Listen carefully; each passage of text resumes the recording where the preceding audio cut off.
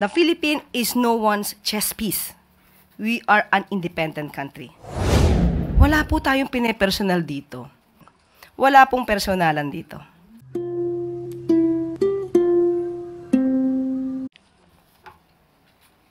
Good morning, Yusek. Ma'am, may we just get your reaction on the recent pronouncement made by Senator Amy Marcos that by repeatedly invoking the executive privilege, it seems that the government witnesses are hiding essential facts doon po sa arrest ni former President Rodrigo Duterte.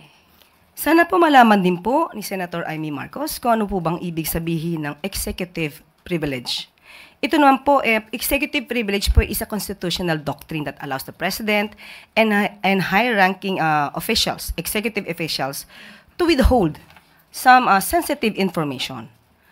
Especially kung ito po ay magkakaroon na po ng encroachment ng isang branch over to another branch. Kasi ito pong executive privilege is rooted from the separation of powers.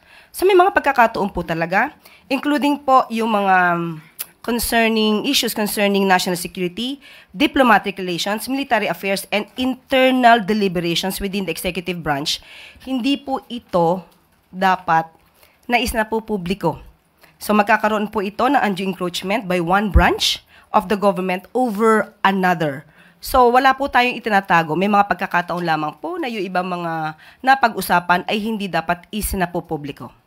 Doon sa kanyang preliminary findings, ngayon niya lang nilabas na sabi niya, it was found out that the Philippines had no legal obligations to arrest and turn over the former president to the ICC. And meron daw pong mga glaring violations, though hindi niya minention, doon sa rights ni former President Duterte. Ganyan po ang kanya magiging opinion kung ang kanya mga nakausap ay ang mga Duterte supporters.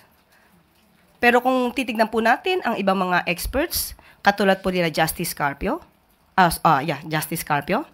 Attorney Butuyan, at yung ibang mga nagsasabi patungkol sa batas natin na RA 9851, maiiba po ang kanyang tingin sa nasabing issue. And sana po tignan niya rin po kung ano bang sinasabi natin. Wala tayong legal obligation, pero meron po tayong batas na sinasabi sa RA 9851. Ito may sinasabing prerogative na makipagtulungan sa Interpol, but still, meron tayong commitment sa Interpol. But again, ang sumusunod lang, ang gobyerno ay sumusunod lamang sa RA 9851. In relation to that, may we get your reaction on Senator Amy officially withdrawing from the Alyansa? Ano po yung naging reaction ni Presidente dito, and what does it say about the relationship between the siblings, ma'am?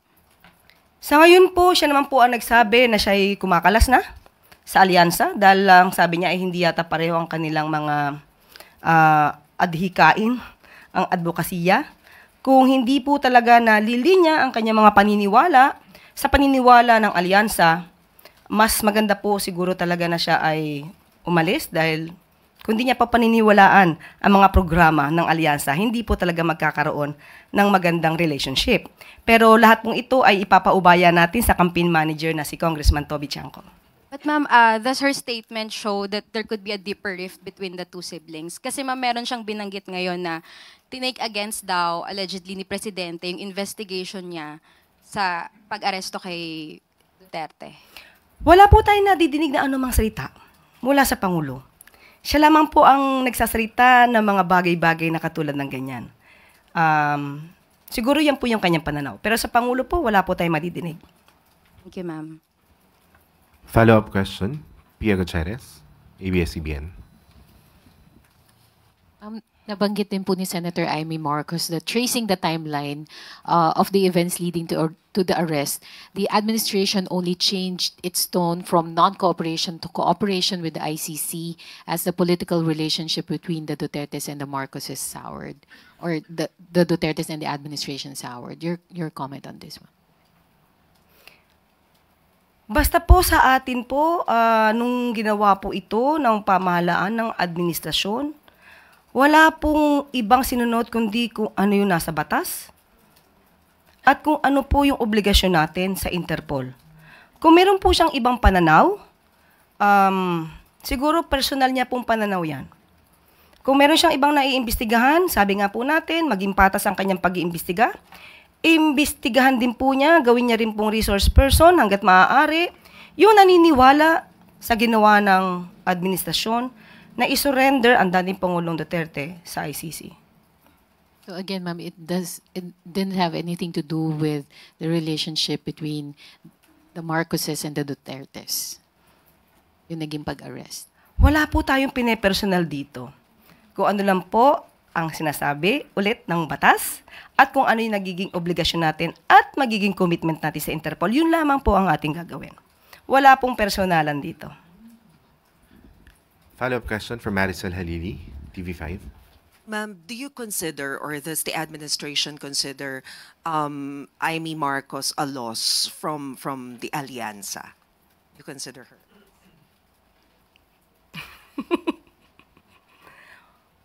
Wala po ako masabi. Sa parte po ng alyansa, ibibigay po natin kung ano man ang pananaw po ni ating campaign manager na si Congressman Toby Chanco. Pero the relationship between the president and his sister, how do you describe that? Is it still the same? Are they okay? May lamat ba? As we can see from the statements of Senator Amy Marcos, it seems like there is. But on the part of the president, we cannot say that there's a rift between the relationship, in the relationship of the two siblings. So, hintayin na lang po natin kung meron man sasabihin ng Pangulo. But sa ugali po kasi ng Pangulo, hindi po siya masyadong, alam niyo po yun, hindi siya pikon. Kaya kahit anong banat, kahit nakita na niyo po si Senator Amy Marcos na nandoon sa Maisog Rally habang binabanggit ng dating Pangulong Duterte ang paninira sa kanya, kay PBBM, wala po tayong nadinig. Wala rin po tayong nadinig na anumang hinanakit kung meron man mula sa Pangulo para sa kanyang kapatid. Next question, Ivan Mayrina, GMA7. Yusek, this question is on the subject of interim release for former President Duterte. Isa raw po sa mga kondisyon for granting such a motion, according to the ICC spokesperson, is that for the country, in this case the Philippines, will accept this release and agree to certain guidelines and conditions to be set by the court. Is the Philippines going to accept the former president's interim release and commit to comply with the guidelines to be set by the ICC? With that, does it mean that we have to recognize that ICC has jurisdiction over the Philippines? I believe the family of the former president, Duterte, is asking and praying from the Supreme Court that the government should not cooperate with the ICC. So it means that if we will not cooperate with the ICC, even that prayer or even that manifestation of the ICC, we will not take cognizance of that. Mahirap po kasi na sasabihin natin, although that's hypothetical, sasabihin natin na makikipag-cooperate tayo sa ICC pagdating po sa interim release, dahil lahat po ng issue dyan mabubuksan. Mabubuksan din po kung magkakaroon ng freeze order sa kanyang mga assets. Gugustuhin po ba din ng pamilya Duterte na makipag-cooperate tayo sa ICC para lahat ng kanilang assets, nakatago man o hindi nakatago, ay makikipagtulungan tayo sa ICC para mahagilap lahat ng kanilang assets? Which means it's a sword that cuts both ways, if I understand what you're saying. So, it's a no-go. Ibig sabihin po, ang interim release as far as the Philippine government is concerned. Though it's hypothetical, but as we speak now, we do not recognize the jurisdiction of the ICC over the Philippines. So, that's it. Thank you. Follow-up. Follow-up question, Eden Santos. Good morning po, Yusek. Ano po yung reaction natin dun sa ulat na mismo ngang Marcos administration po ang nagbigay ng mga ebidensya sa ICC regarding po dun sa crimes against humanity kay FPRRD. Mismong administrasyon? Administrasyon ng... The Marcos, yun po ang bangkit dun sa parang the two families are being at war na sinasabi ng ICC officer. But originally first they are at peace. So nabanggit nila doon na ang Marcos ang nagbigay ng mga evidence at willing na raw pong makipag-cooperate or prepared to cooperate ang Pangulong Marcos. Mas gugustuhin po natin kung mas kompleto po ang detalye ng inyo pong tinatanong. Sino, kung meron man, sa pamilya Marcos ang nagbigay ng mga dokumento. Dahil wala po tayong alam na nakipag-cooperate mismo ang pamilya Marcos para sa ICC. Mas maganda po kung madidetalye po yan para po mas maganda po ang ating maging tugon. Regarding dun sa ano po ni Ivan, kahit po ba ang mga Pilipino ay gustong pauwiin si dating Pangulong Rodrigo Duterte, ang gobyerno po ba natin, kahit man lang sa humanitarian aspect ng ating gobyerno, hindi po tatanggapin ng Marcos administration yung binabanggit na interim release sakali po? Ibabalik ko ang tanong. Tanungin natin doon sa mga nagsususog patungkol dyan. Tatanggapin na ba dapat ng Pilipinas ang jurisdiction ng ICC? Ipapa-withdraw na ba nila ang kanilang mga petition na sinampas sa Supreme Court na patungkol sa dapat hindi tayo makapag-cooperate sa ICC?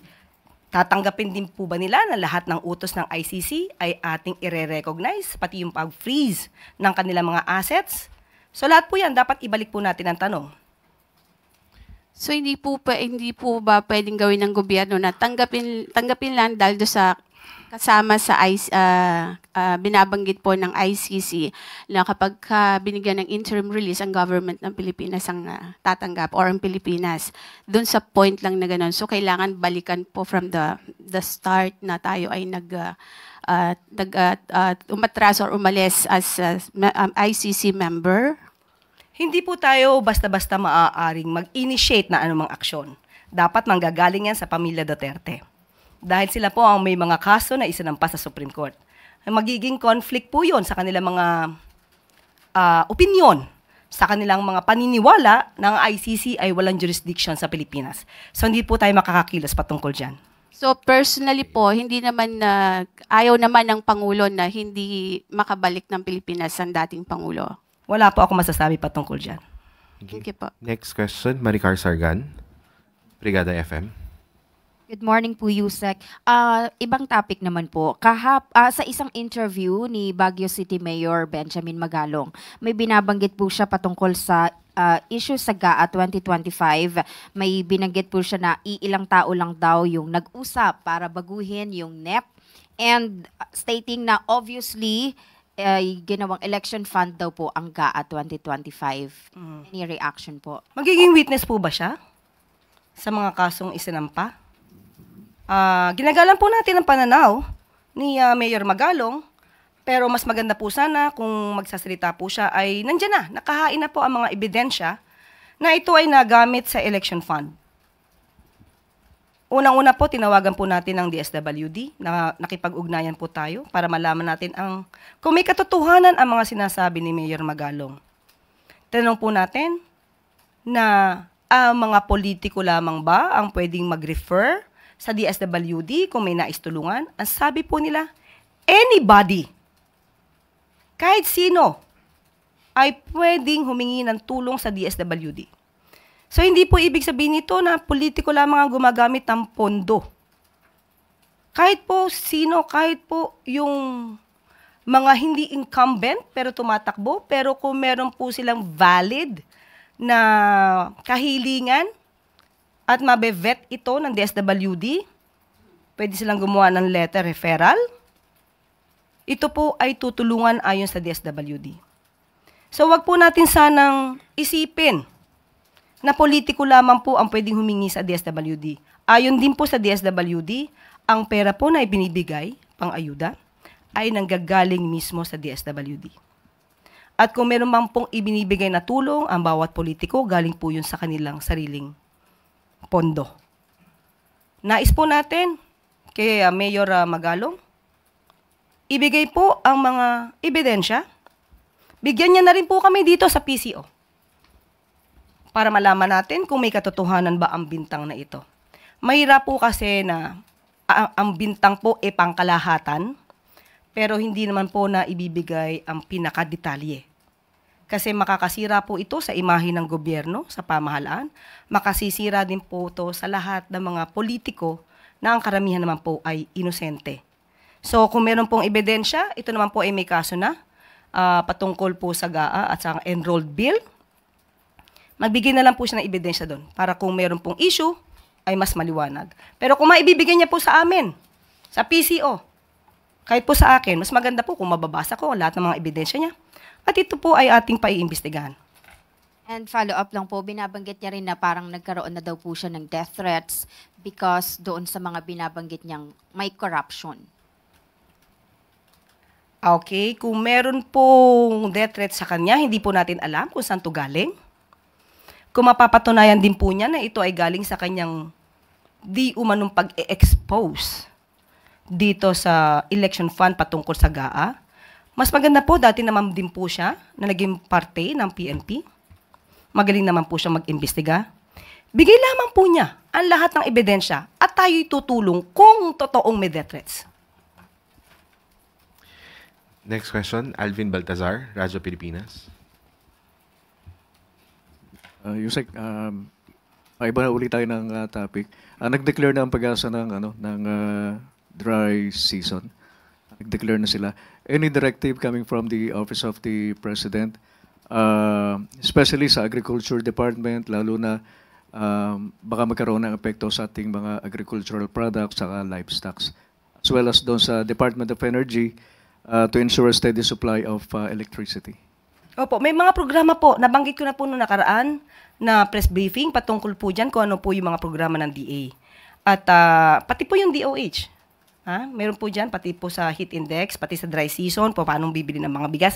Ibibigay ko po muli sa inyo mga detalye kapag ka po nakuha ko na po mismo yung papel at ibibigay po namin sa inyo. Next question, Ivan Mayrina, GMA7.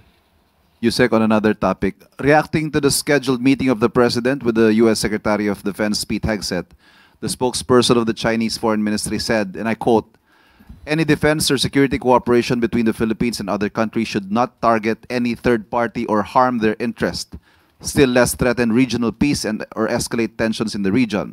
Facts have repeatedly proven that nothing good could come out of opening the door to a predator. Those who willingly serve as chess pieces will be deserted in the end. Our message to some in the Philippines, stop serving as other countries' mouthpiece and no more stunt for personal political agenda." Well, if China really believes and concerned about peace and stability in the region, they should abide by the international law. They should also respect the sovereignty of each country. We are not. The Philippines is no one's chess piece. We are an independent country. So kung ano man po ang ating gagawin, kung ano man po ang ating magiging proyekto patungkol sa ating military operations, ito po naman ay nasa atin na po. Wala pong pwedeng makialam dito. Tayo po ay independent at walang dapat manghimasok sa anuman po na desisyon ng ating pamahalaan. Thank you. Next question, Gilbert Perdes, DWIC.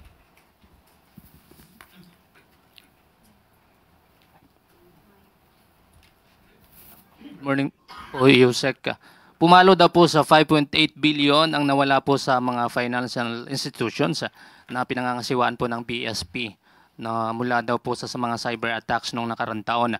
Nagkaroon daw po ng pagtaas na 2.6% kumpara sa 5.6 billion pesos na nawala naman noong 2023. Ano pong ginagawang hakbang ng pamahalaan para ma-counter yung mga gantong problema, para maprotektahan po yung ating mga financial institutions? Actually po, nakausap po natin ang pamunuan ng BSP at magbibigay po sila ng official statement patungkol po dito. Pero in line with that, atin po ding hinihikayat na magkaroon din po ang mga bangko, mabago ang kanilang mga internal policies patungkol po dito. At tayo din po ay magkakaroon ng mga infomercials at mga dissemination na information or information dissemination patungkol po sa paano maiiwasan ng taong bayan ang ma-scam. So, kasi po, nag-i-evolve po talaga ang paggawa ng krimen. So, kailangan din po ang mga proyekto natin, yung ating mga panuntunan dito ay dapat nag-upgrade din po. So, yun po, pansamantala, yan pa lang po ang ating masasabi pat hingi po natin ang pinaka-official statement po dito ng BSP. Thank you po. Next question, Let Narciso, DZRH. Good morning, Yusek. Nasa balita po na ang BCDA at Manila International Airport Authority ay pumirma sa lease agreement at nakapaloob dito ang 3-year option period to decide whether to purchase the 61-hectare na iya Terminal 3 property. May basbas po ba ng Pangulo yung pagbebenta ng property? Meron pa naman pong 3 years po tayo para mag-decide kung kailangan maibenta to o hindi. So as of the moment, wala pa pong pinag-uusapan patungkol dyan. Pero aware naman po tayo dun sa concerns about privatization, including po yung possibility ng prioritizing yung profit over public interest. Na-consider po ito dun sa planong yon. Kasama po kasi yan sa isang MOA at sa batas din po. Pero sabi nga po natin, hindi pa po napag-uusapan po talaga kung bibili ba o ibibenta itong nasabing property. Raquel Bayan, Radyo Pilipinas. Good morning po, Yusek. The National Bureau of Investigation is planning to coordinate with the Interpol when it comes to bringing home the fake news peddlers residing overseas. Po, do you see this as a positive development when it comes to our fight against fake news and disinformation? Opo, dapat noon pa po. Dumadami na po ang mga fake news vloggers at dapat noon pa po nasimulan to. Kaya maraming salamat sa NBI. And on another topic, Yusek, yung victory po ni Alex Ayala sa quarterfinals ng Miami Open sa tennis po. Gumagawa po kasi siya ngayon ng kasaysayan sa international stage. How important is this for the Philippines? Isa po ito sa napakalaki pong tagumpay ng isang Pilipino. Ang Malacanang po, ang palasyo po, ang Pangulo po ay ipinagmamalaki ang katulad po ng ating mga Pilipino na nagbibigay po ng karangalan sa Pilipinas. So, congratulations sa ating kababayan at hindi pa po dito nagtatapos ang ating pasasalamat sa mga kababayan natin na nagbibigay ng karangalan sa Pilipinas. Thank you po. Ace Romero, Philippine Star. Yusek, I will just ask for additional details dun sa magiging meeting ni President Marcos with Secretary Hegseth tomorrow. Hindi po ako makakapagbigay sa ngayon. Ang DFA at ang DND lamang po ang magbibigay ng official statement patungkol po dyan. Pagka po nabigyan na po tayo ng anumang direktiba or announcement patungkol po dyan at mga plano, ibibigay po namin sa inyo agad. Follow up. Gilbert Perdes, DWIZ. Ibang topic naman po, Yusek. Yung bukas kasi magsisimula na po yung appointment ban or election ban. May mga inaasahan po ba tayong lalabas na mga appointments until today po? Wala po pa ako nabalitaan sa ngayon. Kung di ako nagkakamali, parang naglabas na 2 days ago. Pero wala po pa tayong nakukuhang information about that. Pero pagka po na ibigay po sa amin agad, kung meron na ilabas na panibago mga appointments bago magkaroon ng ban, ibibigay po agad namin sa inyo. Thank you po. I think that's all. Yusek, Claire? At dyan po, nagtatapos ang ating briefing. Maraming salamat Malacanang Press Corps at magandang tanghali para sa Bagong Pilipinas.